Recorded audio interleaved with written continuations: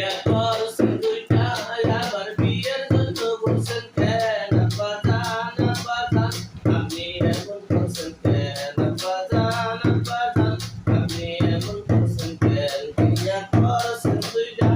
আবার বিয়ের জন্য বলছেন কেন বাজান বাজান আপনি এমন করছেন কেন সবার আগে আপনি আমার মায়েরে করছেন বিয়া রে মায়েরে করছেন বিয়া কেন আবার বিয়া করলেন সাওয়াল পাওয়াল তুইয়া লোকে বলে তোর বাহে এমন করছে কেন বাজান বাজান আপনি এমন করছেন কেন বাজান বাজান আপনি এমন করছেন কেন বিয়া করছেন দুইটা আবার বিয়ার জন্য বলছেন কেন বাজান বাজান আপনি এমন করছেন কেন বাজান বাজান আপনি এমন করছেন কেন বিয়ে করছেন দুইটা আবার বিয়ের জন্য বলছেন কেন বাজান বাজান আপনি এমন করছেন কেন সবার ছেলে মেয়ে ফাঁসি দিতে পড়ে রে ফাঁসি দিতে পড়ে আমি এখন রিক্সা চালাই ঢাকার শহরে লোকে বলে তোর ভাই এমন করছে কেন বাজান বাজান আপনি এমন করছেন কেন বাজান বাজান আপনি এমন করছেন কেন বিয়ে করছেন দুইটা আবার বিয়ের জন্য বলছেন কেন বাজান বাজান আপনি এমন করছেন কেন বাজান বাজান আপনি এমন করছেন কেন সবার ছেলে মেয়ে চাকরি করে রে চাকরি করে আমি এখন পান বেশি ঢাকার শহরে লোকে বলে তোর বাহে এমন করছে কেন বাজান বাজান আপনি এমন করছেন কেন বিয়ে করছেন দুইটা আবার বিয়ের জন্য করছেন কেন বাজান বাজান আপনি এমন করছেন কেন বাজান বাজান আপনি এমন করছেন কেন সবার আগে আপনি আমার মায়েরে করছেন বিয়া রে মায়েরে করছেন বিয়া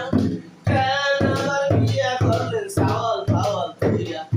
লোকে বলে তোর মায়ে এমন করছে কেন বাজান বাজান আপনি এমন করছেন কেন বাজান বাজান আপনি এমন করছেন কেন বাজান বাজান আপনি এমন করছেন কেন বাজান বাজান আপনি এমন করছেন কেন